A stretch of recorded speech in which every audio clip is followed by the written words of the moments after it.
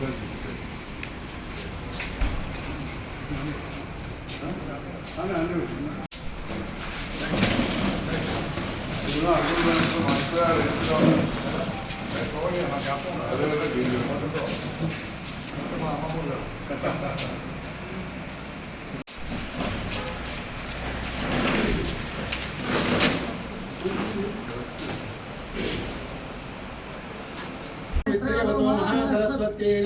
ब्रह्मा गुरु विष्णु गुरुदेवो महेश्वरा गुरु साक्षात् परब्रह्म అభ్యర్థిని చూసుకుంటే ఎన్నడన్నా ఈనాడు పోలాస గ్రామానికి మనం వెళ్ళిన అతిపెద్ద గ్రామం రుగోల్ మండలంలో ఎప్పుడన్నా పోలాస గ్రామానికి ఒక్క రోజున వచ్చిందా మరి ఒక్క రూపాయలు ఇచ్చిందా ఒకసారి ఆలోచించాలి. మరి అదే గతంలో ఎంపీగా ఉన్న కవితక్క గారు అక్కడ పోలాస గుడి నిర్మాణానికి ఎమ్మెల్యే సంజయ్ అన్న ఇన్ఛార్జిగా ఉన్నా కూడా దాదాపు 9 లక్షల పైన మరి గుడి నిర్మాణానికి మరి డబ్బులు అందించడం జరిగింది. మరి మతం మూలం అని చెప్పేసి ఇదే బీజేపీ నాయకులు మరి పొలాస గ్రామంలో 1100 సంవత్సరాల చరిత్ర కలిగినటువంటి మన శివాలయానికి ఒక్క రూపాయి కూడా నిధులు ఇవ్వాలని ఇంగిత జ్ఞానం లేనటువంటి నాయకుడు ఇక్కడ మరి అదే సంజయ్ గారి సహకారంతో కవిత గారి సహకారంతో దాదాపు 40 లక్షల రూపాయల నిధులను మనం ఈనాడు పౌరస్వేశ్వర స్వామి ఆలయానికి కేటాయించుకున్నాం. మరి ఈ భక్తి ముఖ్యమా కేవలం ఓట్ల కోసం దండుకునే భక్తి ముఖ్యమా? ఒక్కసారి ప్రజలు ఆలోచించాలి, గమనించాలి. నిజమైన భక్తి ఉన్న వాళ్ళు ఎవరు? ఈ గులాబీ కండలు కప్పుకున్న వాళ్ళకు అభివృద్ధి కావాలి తప్ప ఓట్ల కోసం ప్రజలను మభ్యపెట్టి వాడుకునే అటువంటి నైజం కూడా మనకు లేదు. మన అర్బన్ రూరల్ మండలాల్లో ఉన్నటువంటి నాయకులను కలిసికట్టుగా శాసనసభ ఎన్నికల్లో ఏ విధంగా అయితే పనిచేసినామో అదే విధంగా అంతకు రెట్టింపు ఉత్సాహంతో, ఎందుకంటే ఎమ్మెల్యే స్థానం గెలుచుకున్నాం కానీ అక్కడ అధికారం ప్రభుత్వం లేదు. ఎట్లా ఉంటుంది కసి మనది 2 మండలాల కసి ఎట్లా ఉండాలి అంటే అంతకు రెట్టింపు మెజారిటీ ఇచ్చే విధంగా మనం అందరం కూడా 2 మండలాల్లో ఉన్నటువంటి మన కుటుంబ సభ్యుల నాయకులందరూ కూడా కలిసి కట్టుగా పనిచేసి మరి మన 2 మండలాల నుండి భారీ మెజారిటీ ఇద్దామన్న వాళ్ళందరూ కూడా చేతులెత్తి మరొకసారి మనకి మద్దతు తెలియజేయాల్సిన అవసరం ఉన్నది. రైతులకు రుణమాఫీ ఇవ్వద్దు, ముసలోళ్ళకి ఇచ్చే పెన్షన్ సమ్మెలు ఇవ్వద్దు. నువ్వు ఇది మార్పు అన్నట్టు కావాల్సింది. ఆ మార్పు కోసం ఎలా చేస్తున్న ప్రభుత్వం కాంగ్రెస్ ప్రభుత్వం. నోటికి వచ్చిన మాటలు మాట్లాడాలి. ఒక పెద్ద మనిషిని చూడకుండా నీ తండ్రి లాంటి వయసు ఉన్న వ్యక్తి కేసీఆర్, ఈయన నీకు తండ్రి తిరిగి నీకు కేసీఆర్ పట్టుకొని నోటికి వచ్చిన మాటలు మాట్లాడే విధంగా, పెద్ద లేదు చిన్న లేదు, రోజు పొద్దు చేస్తే నోటికి వచ్చిన మాటలు మాట్లాడే విధంగా ఇవాళ చేస్తున్న వ్యక్తి కాంగ్రెస్ ప్రభుత్వం కదా మన ముఖ్యమంత్రి గారు. ఇవాళ చూస్తే ఒకటే కాళేశ్వరం రోజు పొద్దు చేస్తే పేపర్లలో టీవీలలో కాళేశ్వరం మేము కూడా పోయినాం. మా జగతాల పిల్లగారు మేము అందరం కలిసి కాళేశ్వరం పోయి చూసినాం. అక్కడ మీ అందరు పోతానే కూడా చూపిస్తాం. మీరే చెప్తారు, టెక్నికల్ గా తెలియకుండా చెప్తారు, సార్ ఈ నీళ్ళు ఆపుకోవచ్చు, ఈ 2 పిల్లలలో కట్టేసుకున్నటువంటి నీళ్ళు ఆపుతారని చెప్పండి. అట్లా ఆ విధంగా ఉన్నది. దాన్ని ఏం చేయాలంటే నీళ్ళు మొత్తం తీసేసి వదకాలం నీళ్ళు ఎండిపోతున్నాయి, పొలాలకు నీళ్ళు వస్తాయి. ఇది పిచ్చిపోతే మంత్రిని మాదేపూర కాళేశ్వరం జరగడానికి కేసీఆర్ కారణం కాదు, అక్కడ ఉన్న స్థాయి ప్రాబ్లం.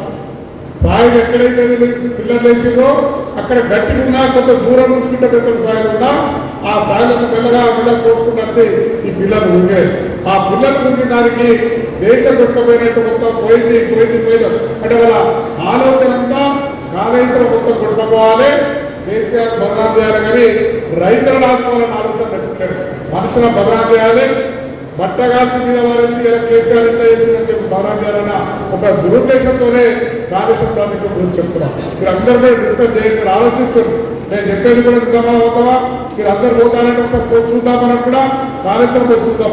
చిన్న కాపడ్డాన్ని వేసుకోవాలి, నీళ్ళని ఆపుకోవస్తుండే అయినా నీళ్ళని తీసేసి ఇలా నీళ్ళు రాకుండా వదకాలు వెళ్ళిపోయే విధంగా అయిపోయింది. ఇలా ప్రాజెక్టులో కూడా నీళ్ళు వాటి లెవెల్ కూడా పడిపోయింది. ఆ విధంగా చేసిన వ్యక్తులు ఇలా కాంగ్రెస్ ప్రభుత్వం. ఈసారి కూడా విజయం కలగాలని ప్రజల ఆశీర్వాదం ఉండాలని చెప్పి ఆ భగవంతుని కోరుకుంటా ఉన్నాం.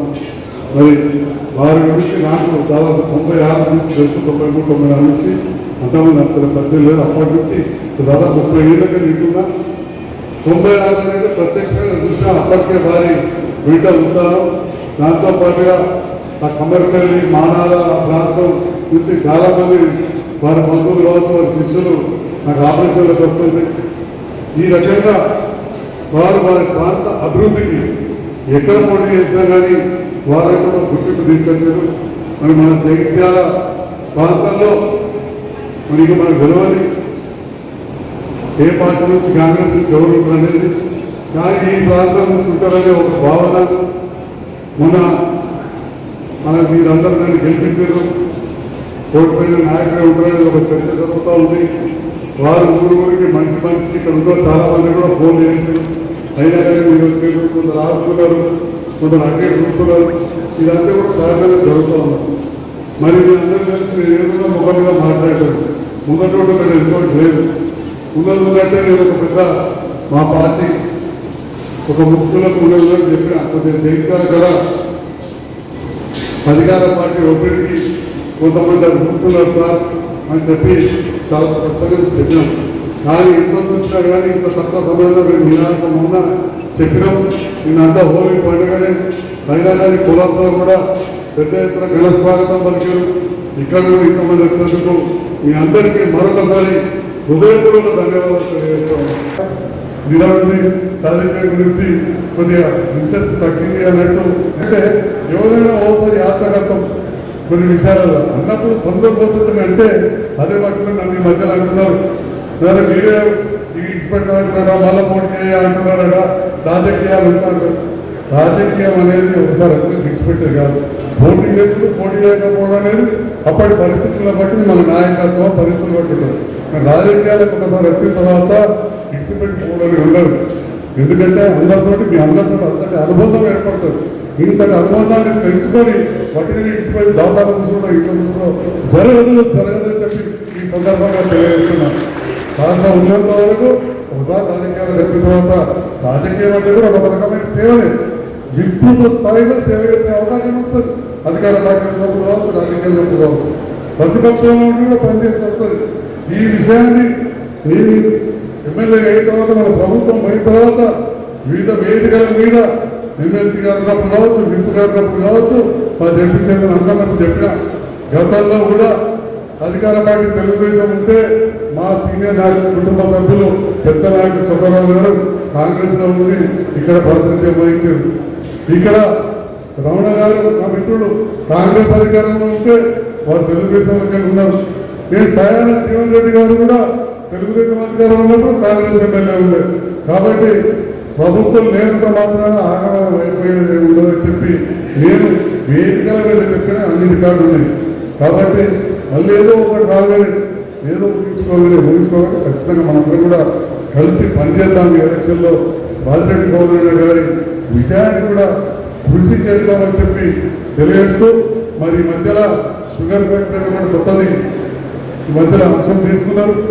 మరి అంశం షుగర్ ఫ్యాక్టరీ గురించి ఇక్కడి నాయకులకు మెడిసిన్ ఉన్నా కానీ మాకెంత తెలుసో అంతకంటే ఎక్కువ కూడా బాధ్యతలు తెలుసు. ఎక్కడెక్కడ బోధన ఉంది, పక్కన మెదక్ ఉంది, ఇక్కడ వారు కూడా వాటి విషయంలో మాట్లాడతారు. తప్పకుండా ఇవన్నీ మీరు ఎక్కువ లేకపోకుండా మరి మీ అందరూ కూడా మరొకసారి విజ్ఞప్తి చేస్తూ కలిసికట్టుగా ఉందాం, కుటుంబ సభ్యులాగా ఉందాం, కలిసి పనిచేసి ఖచ్చితంగా విశేష అనుభవం కలిగిన విశేష సంబంధాలు ప్రజలతో ఉన్న ప్రజా నాయకుడు, రైతు నాయకుడు మన బాధ్యతలను గెలిపించాల్సిందిగా విజ్ఞప్తి చేస్తూ, ఎప్పుడైనా కరీంనగర్కి వెళ్ళాలన్నా, నేను ధర్మపురి వెళ్ళాలన్నా జగ్జాలకి పోతుంది. కానీ జగ్జాలు ఎక్కువ ఆగలేదు, నేను తెలియదు కూడా. కానీ మా జిల్లాలో నేను 4 సార్లు ఎక్కడే కాబట్టి అంతా తెలుస్తున్నాను. ఇంతకుముందు సోదరుడు సంజయ్ గారు చెప్పాడు, చాలా గొప్పగా ఇప్పుడు నాకు తెలుసు. అక్కడ గెలిచిండు, ఇక్కడ గెలిచిండు, ఇక్కడ గెలిచిండు తెలుసా.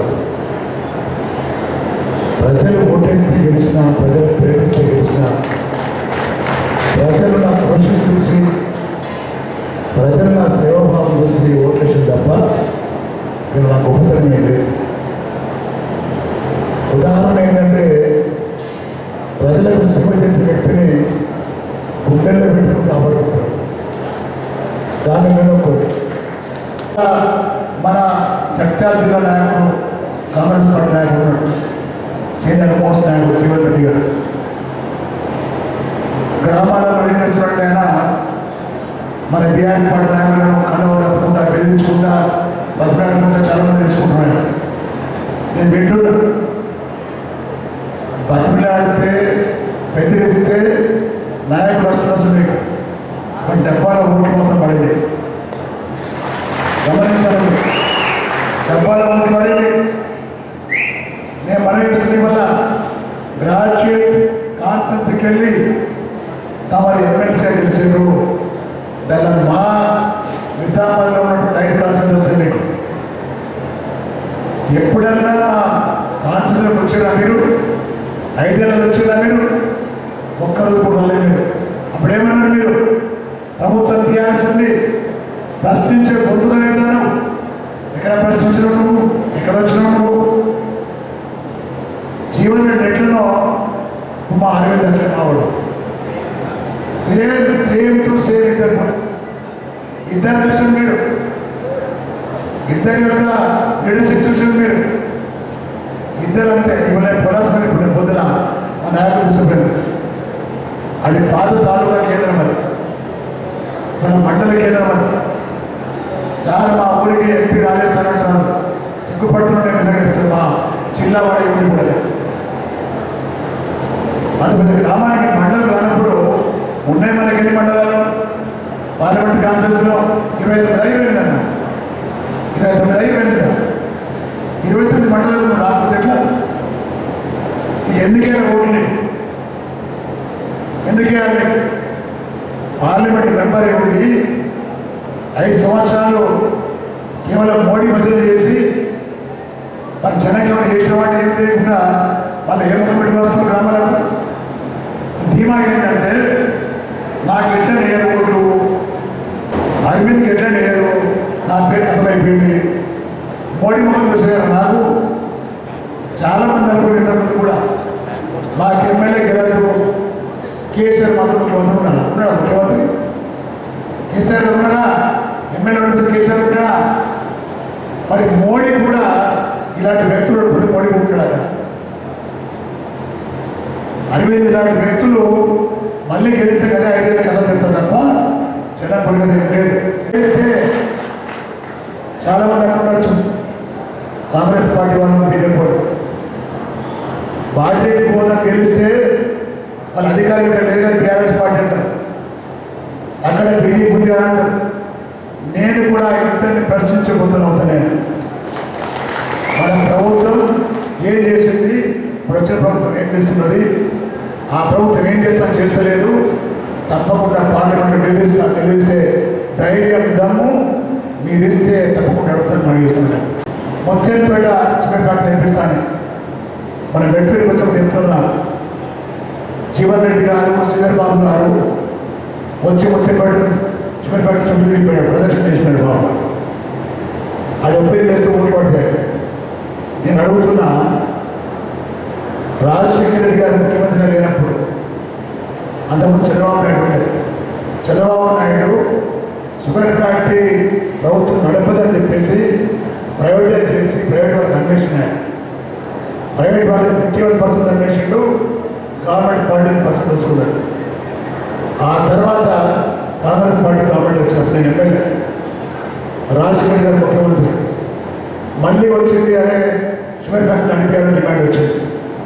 ఆ డిమాండ్ సందర్భంగా హౌస్ కమిటీ వేసినప్పుడే రాజశేఖర్ గారు హౌస్ కమిటీ కూడా మెంబర్ను ఈ ప్రాంతంలో ఈయన అనుకున్న జరుగుతున్న జీవన కూడా ఒక మెంబర్ రంతాంగరావు చైర్మన్గా ఉన్నాడు. ఏమైనా చోట్ల 5 ఏళ్ళ తర్వాత ప్రైవేట్ అయితే కరెక్టు నేను నడపలేమని చెప్పేసి రిపోర్ట్ ఇస్తే ప్రైవేట్ ఉండే కంట్రీ అయిపోయింది. మరి అప్పుడే చేసి జీవనండి అప్పుడు తీసుకోవచ్చు కదా, అప్పుడు తీసుకోలేదు, మనం తీసుకుంటాడు. ఇప్పుడు కొత్త డ్రామా ఇదంతా. ఆ రోజుల్లో 3 లక్షల ఎకరాలు పెడితే షుగర్ ఫ్యాక్టరీ బాగా నడుస్తుండే. అప్పుడు 40,000 వచ్చినప్పుడు 40,000 వస్తే ఫ్యాక్టరీ నడుస్తారు. ఎక్కడంటే అక్కడ అంత ఎకరం పోకుంటే ఎప్పుడు వేసుకుంటారు. రైతులు కన్వర్ట్ అవుతారమ్మా షుగర్ ఫ్యాక్టరీకి. షుగర్ కేర్ వేస్తారా, సరిగ్గా వేస్తారా అది వాళ్ళే తెలుసు, మనకు తెలుసు. కానీ పాటించిన కదా ఓపెన్ చేస్తామంటే పార్లమెంట్ ఎలక్షన్ ఓటు పడుతున్న ఉద్దేశంతో ఇవన్నీ డ్రామాలు. ఈ డ్రామాలు మనం దయచేసి అర్థం చేసుకోవాలి. ఇంకో విషయం, అది ఇంకో విషయం, పాస్పోర్ట్ కూడా 13 చెప్తారు. 13 కూడా ఏంటంటే సరే వాడు 13 ఇస్తాడు, 5 తెలియదు. 13 గిన్నె వచ్చింది, జీవో ఇచ్చింది. మొన్న ఏమంటాడు, పసుపు కుప్ప దగ్గర వచ్చిన కుప్ప దగ్గర చేయమంటాడు 25,000 వెళ్తుందని కారణం ఏంటంటాడు. 2010లో మీరు గూగుల్ కొట్టండి, 2010లో 60 లేడు, 3 లేడు. 2010లో 10 క్వింటాల్ పసుపు 17,000 రూపాయలు వచ్చాడు. 17,000 2010లో. అంతకంటే ముందు రోజులలో క్వింటాల్ పసుపు అంతే తులం బంగారం వస్తుండే. ఇవాళ 3 క్వింటాల తులం బంగారం వస్తుంది. తులం బంగారం ఎంత వ్యత్యాసం అనేది అర్థం చేసుకోవాలి. మోసం చేసి, ప్రజల్ని మోసం చేసి, ఓట్లు అనుకుని గద్దెలకి 5 ఏళ్ళ దాకా అన్న వ్యక్తులు మళ్ళీ వస్తున్నారు మనకు. అలాంటి వాళ్ళ మాటలు దయచేసి ఎవరు నమ్మద్దని మనం చేస్తూ, మనకు తెలంగాణ కాపాడే ఒకే ఒక వ్యక్తి కేసీఆర్ గారు. కేసీఆర్ గారి నాయకత్వంలో టీఆర్ఎస్ పార్టీ అభ్యర్థిని బాధ్యత కూడా నీకు వచ్చిన దయచేసి దాన్ని గెలిపించాలి.